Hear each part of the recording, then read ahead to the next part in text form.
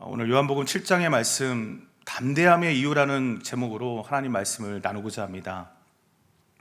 예수님께서 나사렛에서 자랄 때의 모습을 성경은 딱 한 번 기술하고 있습니다. 그 말씀이 누가복음 2장 52절에 나와 있는데요, 거기에 보니까 예수는 지혜와 키가 자라가며 하나님과 사람에게 더욱 사랑스러워져 가시더라, 이렇게 말씀하고 있어요. 제가 개인적으로 이 말씀을 참 좋아합니다. 그래서 저도 예수님이 키가 자라가며 하나님과 사람에게 더 사랑받으신 것처럼 주님, 우리 아이들도 좀 그렇게 해주십시오. 그렇게 아이들에게 머리에 이렇게 손을 대고 많이 기도를 하고 있어요. 그러면서 이제 좀 제가 개인적으로 상상을 하는 거죠.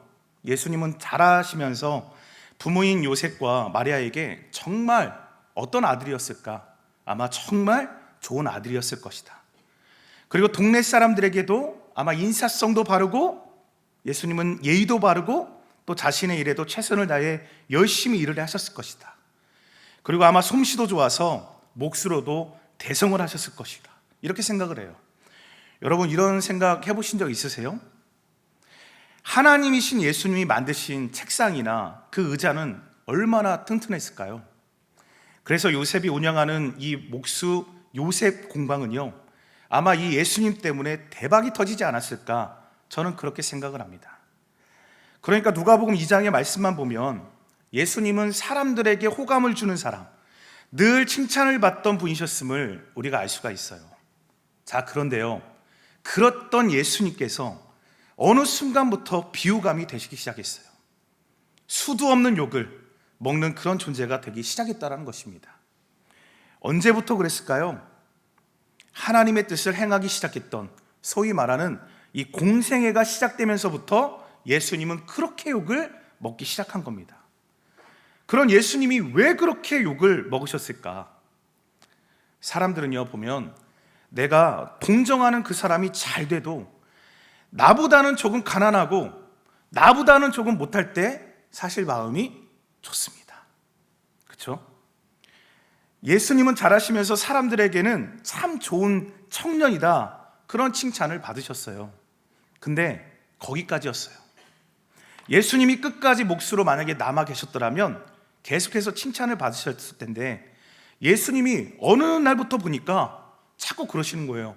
나는 하나님의 아들이고 내가 성경에서 말씀하는 그 메시아, 그 그리스도다, 이렇게 말을 하는 겁니다. 바로 그 순간부터 예수님에 대한 사랑과 칭찬은요, 이제 사라지기 시작했고요, 예수님이 유창한 언어로 모세의 율법을 가르치시니까 그 갈등이 절정에 다다르기 시작했습니다. 오늘 7장의 15절을 보시면 거기에 이 사람이 배우지도 않았는데 어떻게 이렇게 글을 아느냐, 유대인들이 말을 하고 있어요. 예수님이 그냥 좀 이렇게 목수 일만 잘하고 있으면 참 좋았겠는데, 그 목수로 불렸던 그 좋은 청년이 갑자기 자기들만 읽었던 히브리어 원전을 가지고 말씀을 막 전하니까, 거기다가 원전을 읽을 뿐만이 아니죠, 율법을 재해석해서 사람들에게 가르치고 있으니까 어떤 사람들의 마음이, 그 기분이 안 좋아지기 시작했다는 겁니다. 이런 예수님, 내가 생명의 떡이다, 하나님의 아들이고 내가 그리스도다, 이런 말로 인해서 당시 예수님을 죽이려고 하는 자들이 막 생겨나기 시작했고요, 특히 곧 다가오는 초막절 명절에 이 예수님을 잡아서 죽이려는 그런 음모들이, 그런 움직이들이 있었다라는 겁니다. 그래서 예루살렘 인근 지역에서는 이런 소문은 당시 예루살렘에 사는 웬만한 그런 사람들이라면 다 알고 있던 그런 내용이었어요. 그래서 많은 사람들이 과연 이 예수가 이 초막절 명절이 되면 이 명절을 지키기 위해서 성전으로 올라올까? 안 올라올까? 누구나 이것에 대한 궁금증이 매우 많았던 그런 때였습니다. 당연히 예수님도 자신을 붙잡아서 죽이려고 하는 사람들의 그런 계획들 잘 알고 있었어요. 그래서 동생들이 예루살렘으로 올라가라고 해도 올라가지 않고 있다가 나중에 따로 그렇게 몰래 올라가십니다.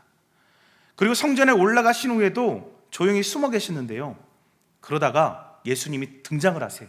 언제 등장을 하시냐면 이 명절이 중간쯤 지났을 때, 예수님은 어느 순간 아주 대담하게 나타나셔서 성전에서 그의 사명대로 가르치기 시작했다는 겁니다. 이런 예수님을 보았던 사람들이 어떻게 됐을까요? 웅성거리기 시작했어요. 그리고 오늘 본문 25절과 26절을 보세요. 이렇게 말씀합니다. 예루살렘 사람 중에서 어떤 사람이 말하되 이는 그들이 죽이고자 하는 그 사람이 아니냐? 보라, 드러나게 말하되 그들이 아무 말도 아니하는도다. 당국자들은 이 사람을 참으로 그리스도인 줄 알았는가? 아멘. 지금 유대인들의 입장에서 보면요, 그렇게 찾아다녔던 사람이 지금 눈앞에 제 발로 나타난 겁니다. 근데 이상하게 아무도 지금 예수님을 그렇게 계획을 세웠는데도 체포하려고 하는 사람이 없는 거예요.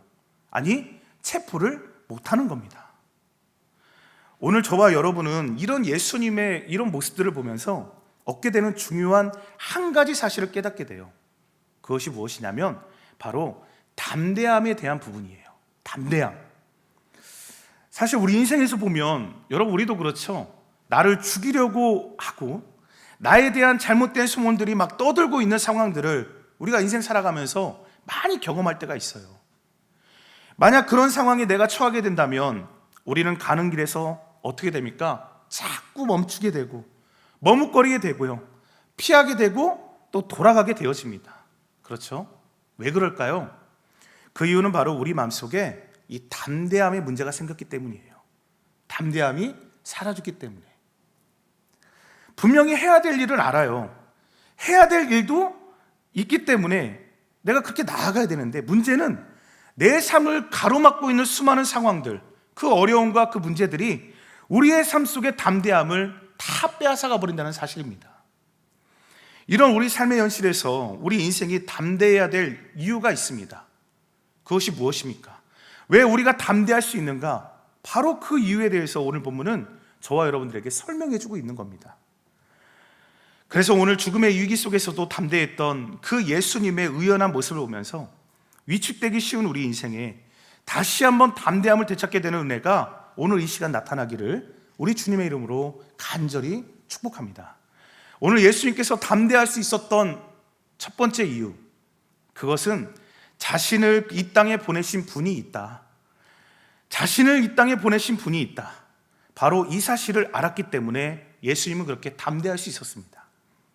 예수님은요, 이 땅에 자기 목적을 추구하기 위해서 오시거나 스스로 온 것이 아님을 본인 스스로 잘 알고 있었습니다.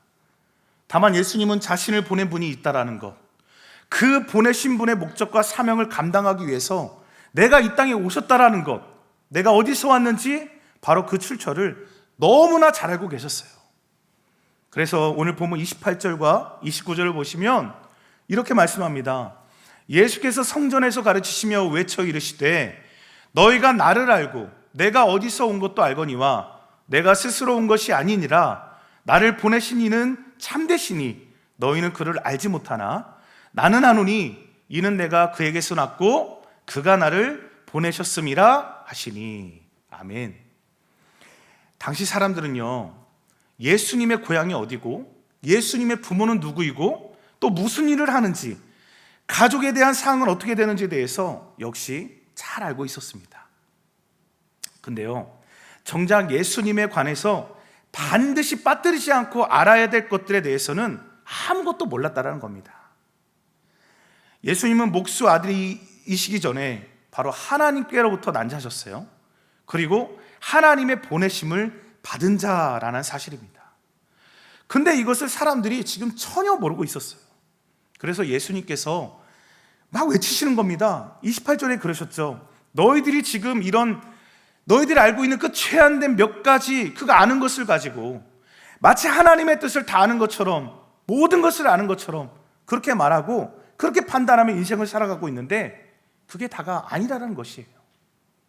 그러나 예수님은 분명히 알고 계셨어요. 그래서 말씀합니다. 29절에 그러시죠. 나는 어떻게 해요? 안다. 나는 아노니. 무엇을 아는 겁니까? 내가 지금 누구에서부터 났고 누가 나를 보내셨는지, 이 말씀은 예수님은 지금 당신이 어디에서 왔는지, 누가 나를 보내셨는지 그 출처에 대한 답을 분명히 알고 사셨다는 얘기예요. 그래서 예수님은 자신을 보내신 분이 있고 그분이 누군지를 잘 알고 계셨기 때문에 이러한 위기 앞에서도 사람 때문에 묶이거나 사람 때문에 제한되거나 사람 때문에 도망치지 않고 자신의 사명을 위해서 늘 담대히 달려갈 수 있었던 겁니다. 여러분, 이 사실을 믿으십니까? 성도 여러분, 저와 여러분의 삶에도요, 사명이 있는 삶인 줄로 믿으시기 바랍니다. 그리고 예수님을 보내신 하나님은 저와 여러분도 이 땅에 사명자로 저와 여러분을 보내셨어요. 나는 그에게서 났고, 바로 이것이 요한복음의 서론이요 결론인데요, 예수님은 하나님께로부터 났고 하나님이 나를 보내셨다. 그래서 여러분, 이 소명의식이 정말 중요합니다. 내가 보냄을 받은 자다. 나는 하나님으로부터 왔다. 내가 하나님이 나를 보내셨다. 사실 인생 살다 보면 여러분, 우리는 좋은 날도 있지만 또 힘든 날도 경험하면서 살아가게 됩니다. 그렇죠? 자, 그럴 때마다 우리는 생각해야 돼요. 사람이 한 일이다, 우리가 그렇게 생각하잖아요. 자꾸 생각에 따라서 그렇게 살아가게 되면 자꾸 생각에 따라서 결과에 따라서 이랬다 저랬다 우왕좌왕 그런 인생을 그렇게 기분에 따라 살아가게 될 수밖에 없습니다. 그렇죠? 근데 이 땅에서 나를 보내신 분이 있다, 그게 하나님이다, 우리가 그렇게 확신하며 산다면요, 우리가 만약에 순교를 해도 우리는 거기에 있게 되는 겁니다. 왜요? 하나님이 나를 보내셨기 때문에, 또 하나님이 가라 하실 때까지, 죽는 날까지는 거기에 담대히 있겠다. 왜요? 하나님이 보내셨기 때문에. 바로 이 보냄받은 자의 의식, 예수님은 바로 이 보냄받은 자의 의식이 있었다라는 거예요. 바로 이것이 소명입니다. 그래서 여러분, 소명이 있어야 돼요. 반드시 기억해야 됩니다. 우리가 연수가 찰수록 더 기억해야 됩니다. 우리는 소명이 있는 자들입니다. 그리고 결혼 있죠, 결혼. 내가 이 집에 장가 들고 시집 온 것, 아이고 내가 실수하고 잘못해서 우리 엄마 아빠가 나를 억지로 결혼시켜서, 여러분 그런 생각으로 살면 어떻게 살겠어요? 그렇죠? 하나님이 나를 보내셨다. 이 집안을 구원하시려고. 내 직장도 내가 먹고 살려고 어쩔 수 없이 내가 여기 다니지, 그게 아니라 하나님이 나를 여기에 보내셨지. 이게 바로 내 소명의 자리지. 여러분, 어디를 가든지 나를 하나님이 보내셨다. 이 자리는 하나님이 나를 보내신 사역지다. 그래서 내가 어디 있든지 어떤 직업을 가졌든지 하나님이 보냈다라는 이 소명 의식을 가지고 여러분 각자의 자리에서 최선을 다해 사시기를 우리 주님의 이름으로 간절히 축복합니다. 자, 이 사실을 알고 믿는 자들은요, 어떻게 될 수 있다는 거예요? 담대할 수 있다는 거예요. 비록 우리의 상황이 좀 힘들고 지치고 어려울 때가 있어요. 그렇게 우리를 가로막고 있는 수많은 사람들이 우리 앞에 있을지라도 나를 이 땅에 보낸 그 분이 누구인가, 그것을 아는 사람은요, 담대할 수 있고요, 그 담대함으로 내게 맡기신 그 역할을 감당하기 위해서 최선을 다해 달려가게 되는 겁니다. 나를 이 땅에 보내신 분이 있다. 여러분, 다시 한번 이 소명의식으로 오늘 이 하루도 담대하게 나가실 수 있기를 주님의 이름으로 축복합니다.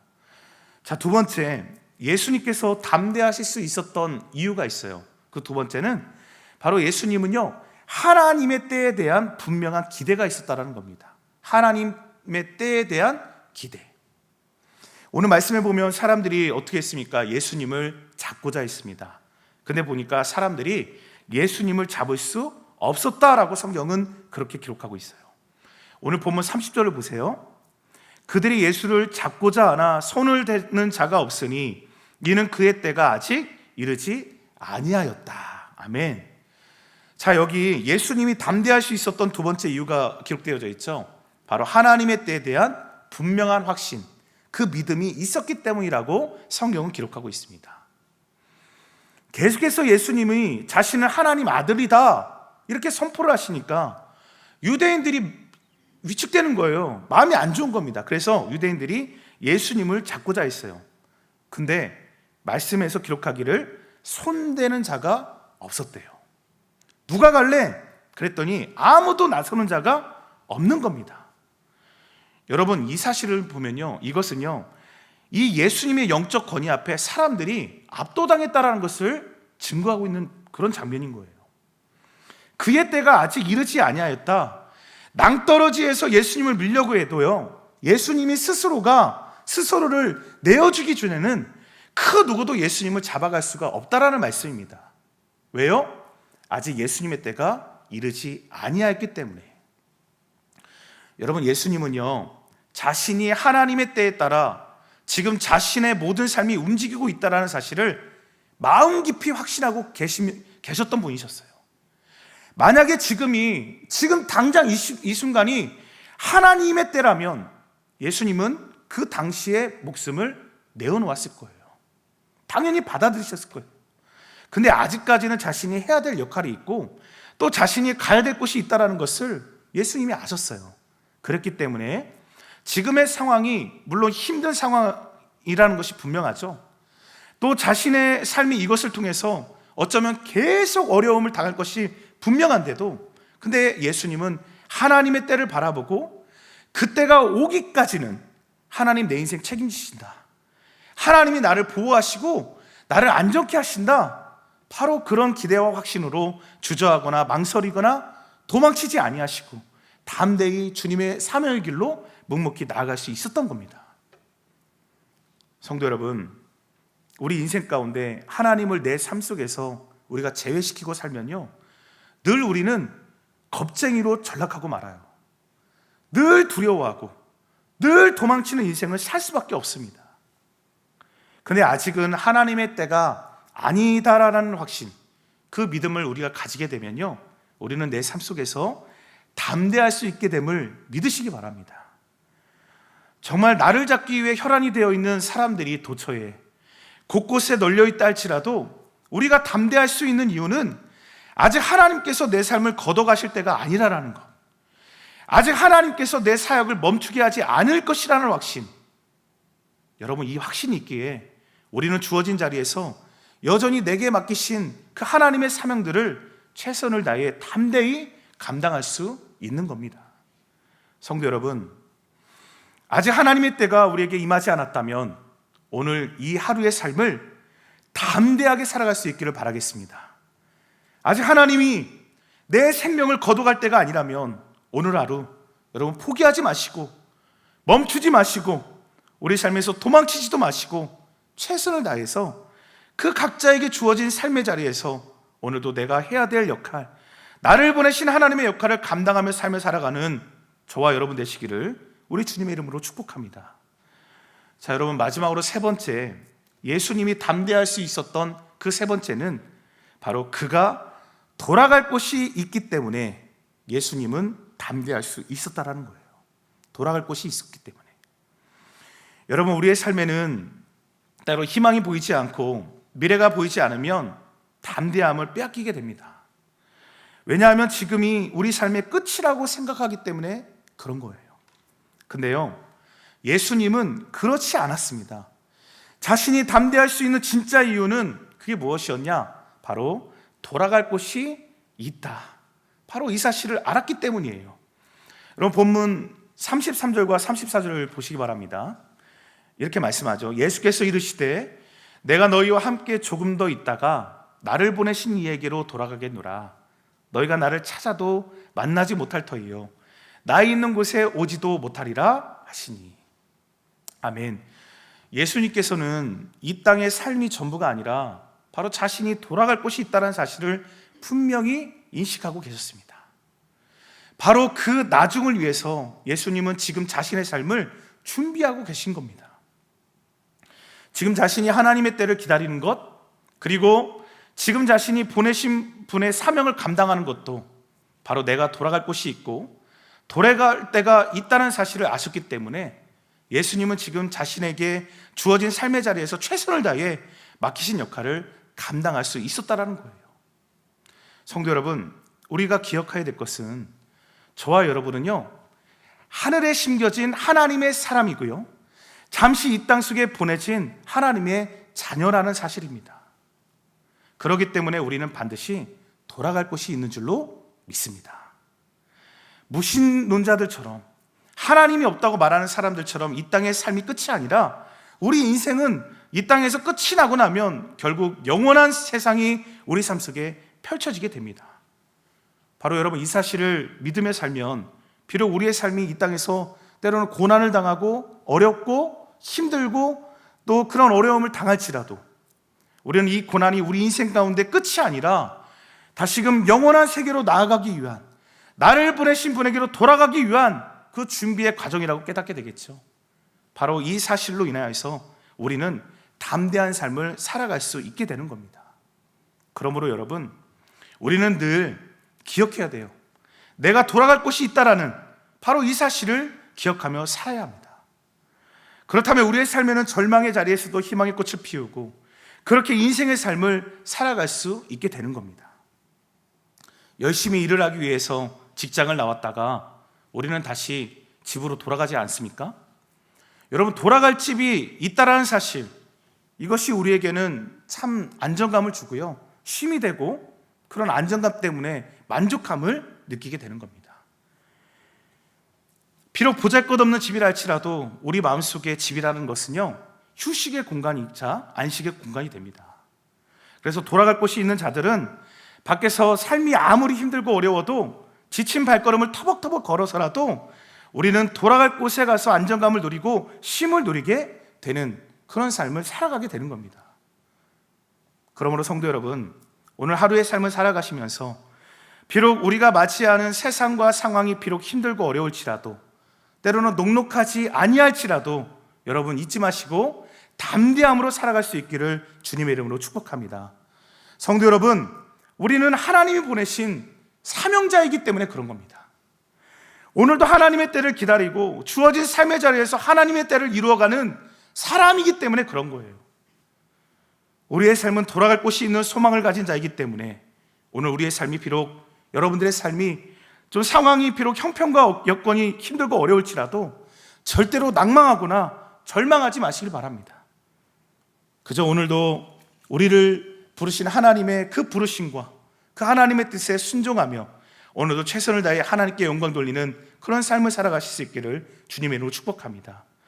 근데 반대로 오늘 성경에서 말씀하는 유대인들 보니까 그렇지 못했어요. 그들은 자신들이 어디서 왔는지를 전혀 알지를 못했습니다. 그들은 하나님의 때를 분별하지 못했어요. 그리고 그들은 돌아갈 곳도 제대로 알지 못하다 보니까 늘 그들의 삶 속에 두려움과 무서움 가운데 무엇을 해야 되고 어떻게 해야 되는지를 알지 못하며 그런 비참한 인생을 살아가게 되었던 겁니다. 오늘 우리가 이것만 분명히 알면요, 우리의 삶은 언제나 예수님처럼 대담할 수 있어요. 담대할 수 있다는 거예요. 내가 어디서 왔는지, 그리고 내가 어디로 가야 되는지, 지금 내게 주신 삶이 하나님의 때인지 그렇지 않은지, 여러분 이것을 분별하며 하루하루를 살아가게 된다면요, 오늘 하루 우리 삶은 최선을 다해 주어진 삶을 살아갈 수 있게 되고요, 또 담대하게 주어진 삶을 살 수 있게 된 줄로 믿습니다. 오늘도 그렇게 주님의 이름으로 담대하게 세상 속에서 예수님처럼 승리하시는 담대한 저와 여러분 되시기를 우리 주님의 이름으로 간절히 축복합니다. 이 시간 함께 좀 찬양 부르시고 좀 기도하길 원합니다. 선한 목자 되신 우리 주, 찬송가 569장입니다. 함께 이 찬양 부르시면서 예수님께서 나에게 어떠한 분이신가, 예수님이 나를 어떻게 사랑하시는가, 예수님이 사망의 음침한 골짜기를 다니는 나라 할지라도 그런 환경 속에서 나를 어떻게 인도하시는가, 여러분 그러한 담대한 믿음을 가지시고 오늘 이 찬송 함께 부르시기 원합니다.